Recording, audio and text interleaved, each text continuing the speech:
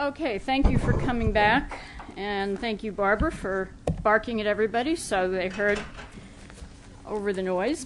I have some handouts I'm going to give out in case anybody wants to see the slides from Mary Maxon's talk. That they won't be able to go on the web because she doesn't have government approval for that, but you can see them. So I'm going to pass those around.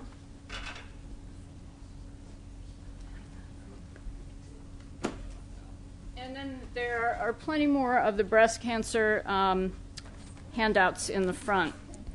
So we're going to have a small change in schedule right now.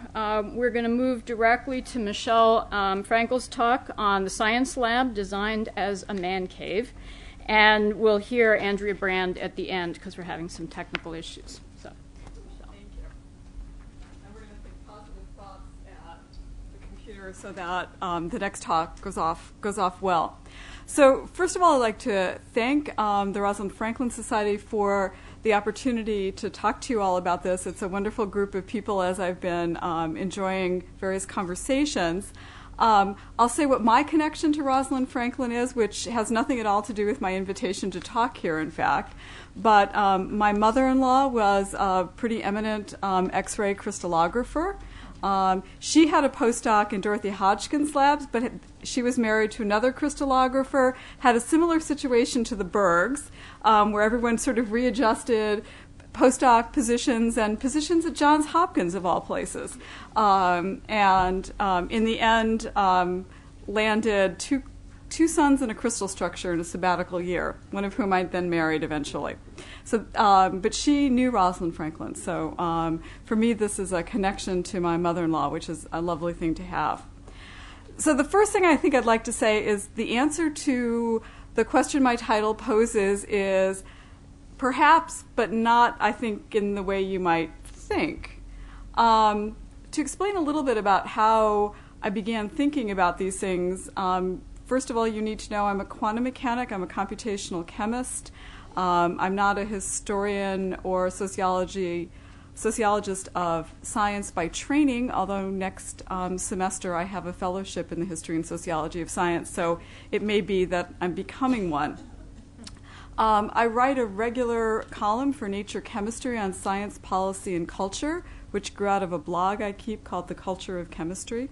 So in addition to being a faculty member who teaches chemistry, I also teach in the creative writing program, and I direct the freshman writing program at Bryn Mawr.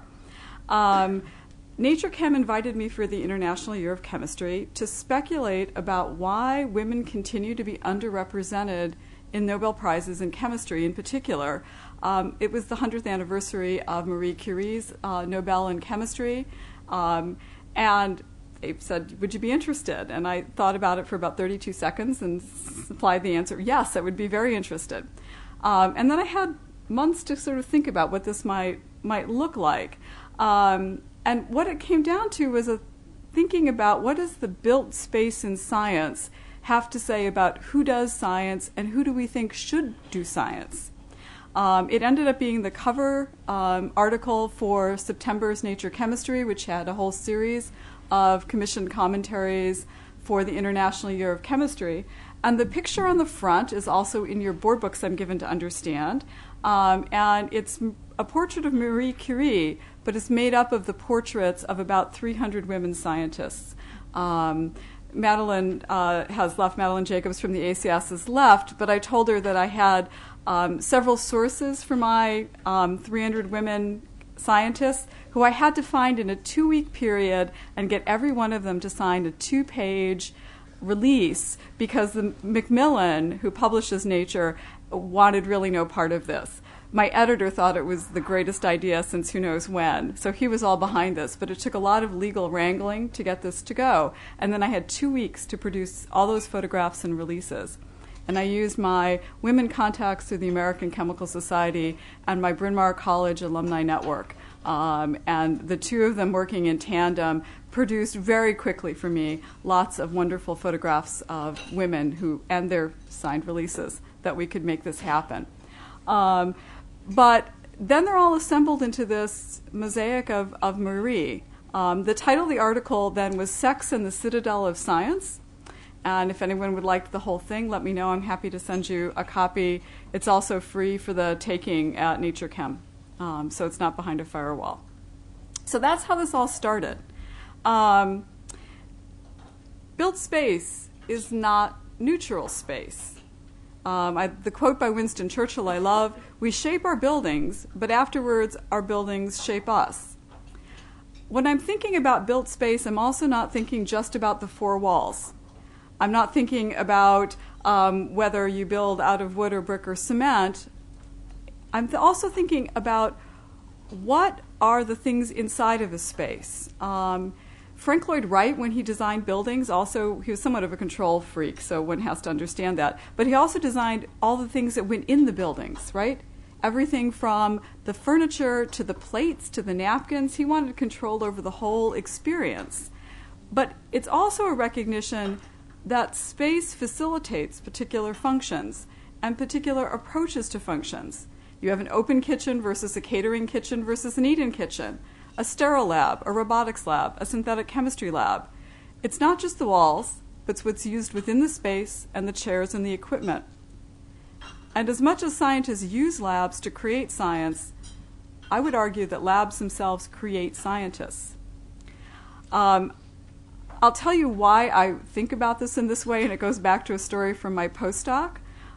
So when I went off to postdoc at an eminent Ivy League institution, first day I asked somebody, "Where's the ladies' room?" And she said, "Oh, there's one on the basement floor." She says, "Just go down the stairwell right outside the office and open the door." So I did. I opened the door, and sure enough, there was a big sign, "Ladies." I thought, terrific. I opened the door, and I'm facing a wall of urinals. At which point I walked right back out again thinking, what? I'd walked in the wrong door. Except I hadn't. This very well-endowed university had made the change to accommodating women. They had only had women there in the undergraduate body for not so many years at that point. And they had accommodated that in chemistry by taking off the men's room sign and screwing on the women's room sign. And that's it. So I thought it was a rather funny message. Did they think that women were a temporary aberration? Right? Were we permanent or not? I've since been back. It's since redone. But it really was quite a startling moment. The space sent a very direct message to me. Not your space. Although that said, I had a very happy postdoc there. Space is status. And we know that. The MIT report on the status of women tried to highlight the issue about number of square footage that women had access to for research. We think about office space. People think about square footage in relationship to how much grant funding you have. I'd like to know what Wendy's square footage is in wherever she was working in her house relative to grant funding. I think that would be a rather amazing ratio. We know that this matters. We also know that women generally have had less access to that. If we remember Agnes Pockels, her work eventually led to Irving Langmuir's Nobel Prize. She did her work in her kitchen. She had no access to laboratory space outside of that. Marie Curie worked in a decrepit dissecting shed that the medical school no longer wished to use. When Ernest Rutherford visited her, he looked around the place and said, "It must be dreadful not to have a laboratory to play in." We need that space to work. So space is status, but status assists us in doing good science. The metrics are appealing. They're direct to calculate, and by many reports, progress is being made. If you look at MIT now, if you look at places that are thinking about these metrics, they are using them and using them in positive ways. But I'd like to take the conversation beyond these metrics and suggest that there are some other cues beyond the simple cues that or questions that we ask. Do you have space? Do you have space commensurate with your funding? We should be asking other questions. The question we might ask is, do we send a message through subtle visual and architectural clues that women don't belong in the world of science? And I think the answer is yes, we do. We don't hang signs up that say no girls allowed, but we do send signals that send the same message. So here you go. How many people, I won't ask, but laugh-in. I had to explain this to my kids, all right, what laugh-in was, that it qualified as adult humor at that time. Many things had to be explained to them. This is Edith Ann. It's Lily Tomlin. She's sitting in a chair, and you look at her, and of course she's not playing an adult woman, right? She's playing a child. She's a grown woman in an oversized chair. Her feet don't even reach the floor. You know she's a child because the relative size of the chair to the person in it. That and the doll, okay? I recognize that there's other cues there too. I think about Lily Tomlin a lot. I'm not all that short. I'm within a standard deviation of the average height for women. And in the conference room at my institution, my feet don't reach the floor when I sit in the chair. My feet swing like I think I'm Edith Ann sitting there. When I was chairing the department, when I was leading the college's strategic planning committee, I'm thinking, thank heavens you can't see under the table because I feel like Edith Ann. I think most women will have had this experience whether you recognize it or not, and this is why. So here's different metrics. So what I'm showing you here is the distribution of seat heights, the actual physical seat height. How far from your seat to the floor when you're sitting with your knees bent? It turns out that people collect this sort of data, including the military. And this is recent data, so it accounts for people's increase in height over the last century. And I'm going to step away from the mic, and I know they're recording, but I'll try to talk up. This is the male distribution of seat height. This is the female distribution of seat height. This is the average seat height for chair design, right there. The chairs, I don't know about these chairs. I didn't bring a measuring tape and measure. But at 16.5 inches, 3/4 of men fit them and 10% of women. The chairs you're sitting in are designed to tell you that really we don't care that you're comfortable because the world belongs to men. At 17 inches, which is another common one that's used in conference chairs, if you go and measure them in a hotel at a conference, I embarrassed my children terribly by doing this. The summer I was writing this, I can't tell you. My son was looking at colleges, and we were going to all these sort of little things, and I would pull out the tape measure, and he'd go, I don't know you. I don't know you. I really don't know you. But at 17 inches, more than half of the men fit, but not even 5% of the women do. And you may not recognize that you're uncomfortable. Lab benches, lecterns, blackboards, women may look just faintly out of scale and perhaps feel just faintly uncomfortable. It's the subtle version of how you feel like when you go to a children's classroom for a parent-teacher conference and you fold into the little chairs. You know you don't really belong there. But here's another set of potentially extraordinarily subtle cues. Who belongs? Part of this is a result of standardization and modularity. Okay, every time I think of the chair problem, every time someone asks me about the chair problem, they say, well, what would we do? You don't really want to make the tall guys uncomfortable. My sister's 5'10". My sons are 6 foot. My husband's 6 foot. They don't want chairs sized for me, do they? It would look messy with different chair heights. And how would you find the right chair height, know the correct distribution? And what does this mean when you meet around a table? It would mess too many things up, so we should perhaps ignore it. But I wonder if it's not time to get together a group of architects, scientists, anthropologists, sociologists to think about what might be solutions to this. How can we rethink the ways in which we put people in a room to talk about things not standing up? I bet there are solutions. I think one first step is simply awareness of it. Architectural critic Thomas Guerin argues that standards are great. They enable architects to work efficiently. They enable architects to work without needing to make a lot of detailed communication. But the result is that the occupants of the space are generally unaware that there are these underlying assumptions that are being made in design and construction. We did a new lab in my building, and I asked about access. Could, in fact, I reach to be able to pull down the power above the lab benches? Could I reach the lab benches? Could my tall students have access up top while shorter students had access to drawers down below? Why did all lab drawers have to go low? They could be some high for the tall people. And the architects looked at us and, in fact, did not say, "You're crazy." And they said, that's an interesting challenge. So now what we have for the Advanced Research Methodology Lab is one that is ADA accessible. It's usable by users in wheelchairs. It's comfortable for my really tall colleague. It's comfortable for me to use. And there are solutions. And the architects actually thought it was fun to think about what these solutions might be. But if you're never asked about these things, it may never occur to you that they've been selected to fit a particular subpopulation and that that population is not you or us.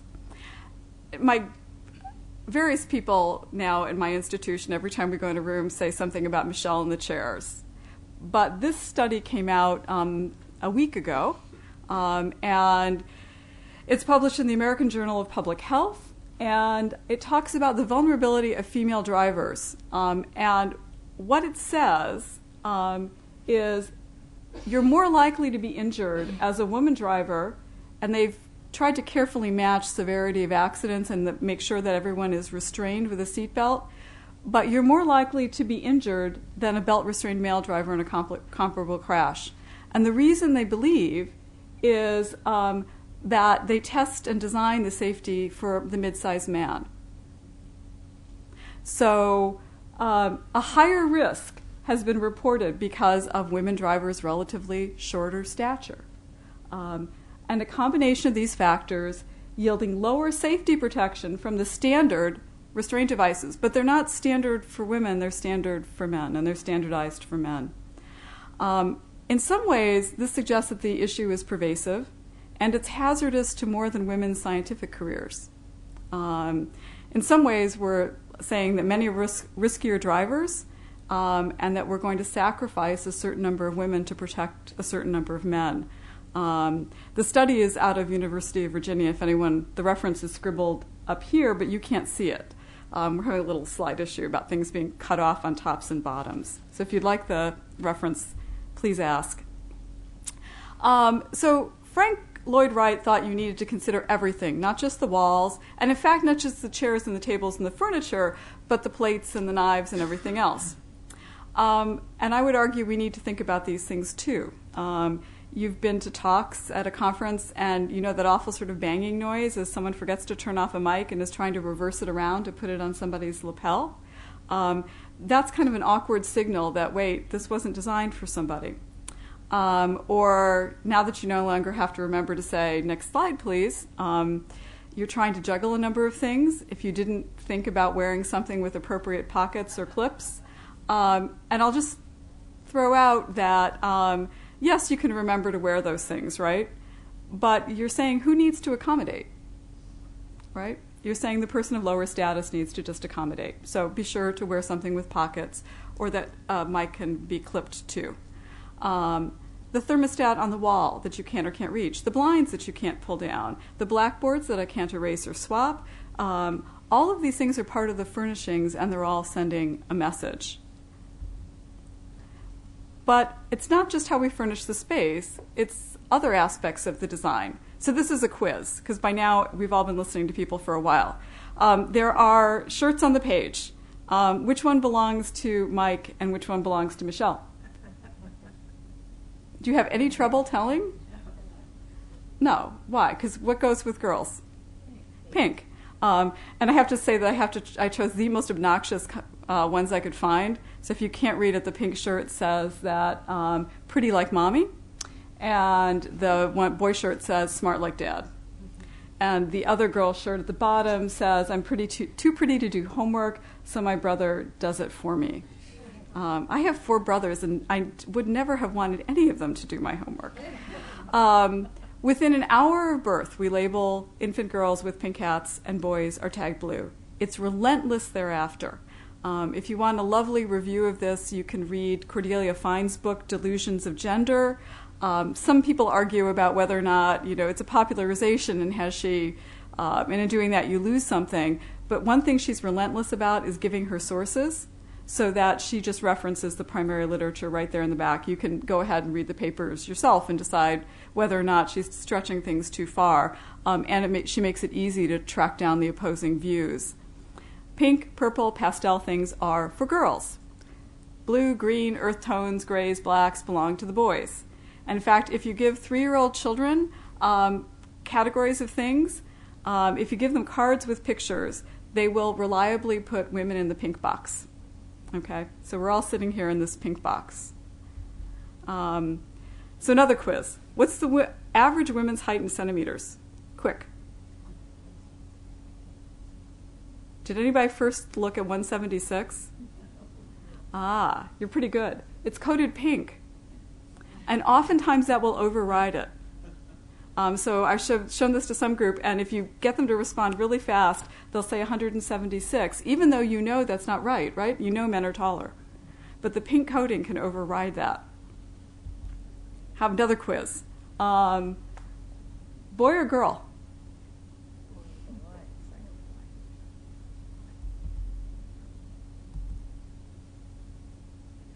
It's a girl. And it's a girl. This is an ad from the 1980s from one of my wonderful Bryn Mawr connections. When she knew I was working on this thing, sent me this. And I was thinking about color.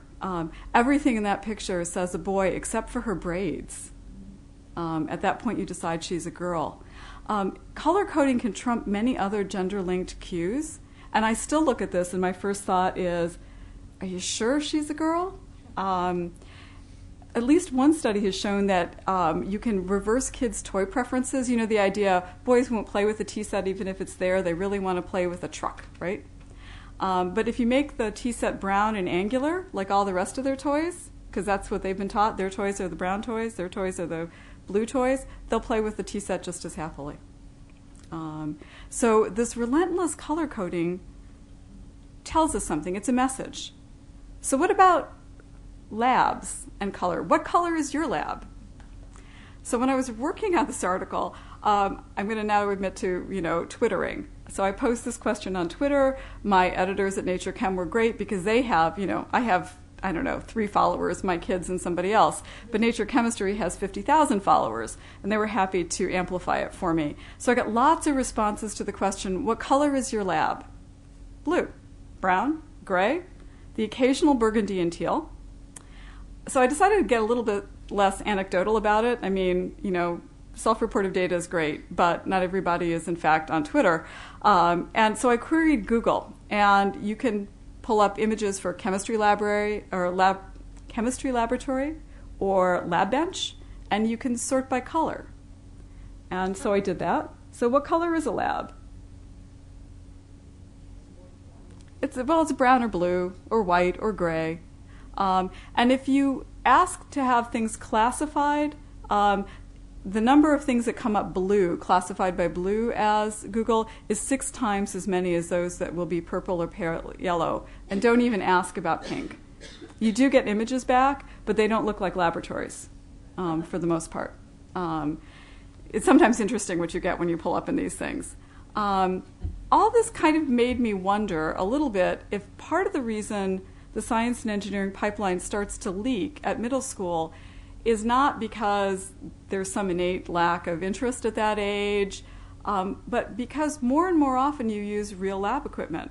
And the colors are largely drawn from the male-associated palette. Pick up a lab supply catalog and flip through it. The colors that jump out of you are blue, green, or red. And we might ask why. And I have some thoughts about why. I think these are colors that are serene and logical and cool. But, so I don't think they're sort of, someone picked these not because they were boy colors.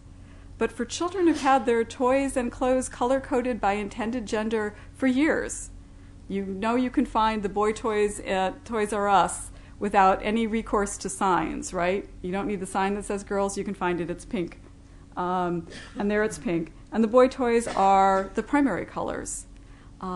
It might go without saying that science stuff is for boys to play with. We don't have to say it. They can just look at it and see. The interesting thing is, here's one of these odd coincidences of life. If you do the same search on Google Images for Legos and sort by color, the ratio of pink to blue is the same as it is for chemistry labs. There are 6 times as many hits for blue Lego pictures as there are for pink Lego pictures. color is an overloaded code. So if you're a computer scientist, and we heard this wonderful talk about computer science earlier, you can use a single item and you can overload it. It can have multiple meanings, but you have to be aware of the context that it's in. And we do this all the time in science. Last week I gave a lecture to my quantum mechanics class. Beginning of lecture I was talking about rotational constants. The symbol for that is B sub 0. And then I went on to talk about NMR, never mind why these were both in the same lecture. And I talked about the magnetic field strength, and I wrote up something and I wrote B sub 0. And from context, I'm not confused at all. Some of my students were a tiny bit confused. This overloading is fine when you're used to looking for the other contextual clues. But novice programmers and novice scientists are much more easily confounded by overloading. When I'm working with students and they've accidentally overloaded a function when they're writing a piece of code, it can be very hard for them to figure out what's wrong. So novices are bothered by overloading in ways that experts are not. Blue is this lovely, rational, cool and collected colorscape of science, but it's also the color of boys' toys. And for the novices that we hope to attract to science, I wonder if we're not confounding them accidentally with the colors. So maybe blue is the color of a man cave. I don't want to argue that these colors are directly intended to signal women stay out, or don't touch this instrument, or don't play with these test tubes. But I am suggesting that in a social context where color encoding of objects for rapid identification is ubiquitous. I have a colorblind kid. I can't tell you how many things are color-coded, which are just invisible to him. It's hard to avoid reading and responding to the subtext that color provides. If the sign on the door read men and you walked into a pink bathroom, would you not check twice? Actually, most of us would not have that experience, but we might. I suspect that it's a lot of things that make it hard for us to imagine that women are fit to be scientists and to see women as exceptional scientists. I don't know that we can avoid the gender-linked color coding. It's like trying to undo something huge, but I think we can be attentive to it. We know that small changes in conditions can produce rapid separation. I have a chromatography column up there, and all that relies on is very subtle differences being amplified at multitude of steps. And again, I don't have who this is by, but yes, it's Virginia Valley in Why So Slow. I can see it, but you can't. Sorry. The concept of accumulation of advantage lets us see that the well-meaning advice often given to women not to make a mountain out of a molehill is mistaken. That advice fails to recognize that mountains are molehills piled one on top of each other. It seems silly to think about the color of labs or the size of the chairs, but I wonder if these are not some of the molehills that pile up into mountains. So what I'd really like to do is say thank you to Stuart Cantrell at Nature, who really shepherded a lot of this article along, to my mother, who was a chemist, and whose picture is in that picture in the book, and Gay Donnet, who's my mother-in-law. Both of them certainly are part of why I'm a scientist, and to Bryn Mawr, which has supported so many women in the sciences throughout the years. And all those Eames chairs I keep showing through all of this, their seat height is 15.5 inches from the floor, and it fits about 50% of people. Thanks.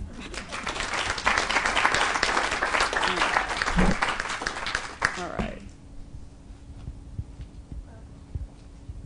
I thought that was really fascinating, and the colors in particular. And I just wanted to point out that in France, the girls do not wear pink. As a matter of fact, when I've had French students and postdocs, they think it's very bizarre that we dress our girls in pink. They wear blue, green, yellow, orange, everything.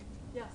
It's very culturally conditioned. And in fact, 100 years ago, the standard color for boys was pink in Germany, because that was a strong color. Mm. And so I'm always fascinated when people try to rationalize the pink preference, because it is very culturally conditioned. I want to know where I can buy one of those tea sets that have the sharp angles that are right color. Because I need to convince my son that my grandson does not prefer Trump. I could give you the paper which they did the research on. That might help. Good. I wonder if there have been any studies of the size of women faculty labs versus men faculty labs. There's a lot of data on that, and it's one of the now 12 markers I think that the NSF collects on some of this. So there's a lot of data. Penn collects it and publishes it. So is it pretty even? It's getting much more even. Paying attention to it made it more even, and Mm-hmm. paying attention to square footage relative to grant funding made that more even as well.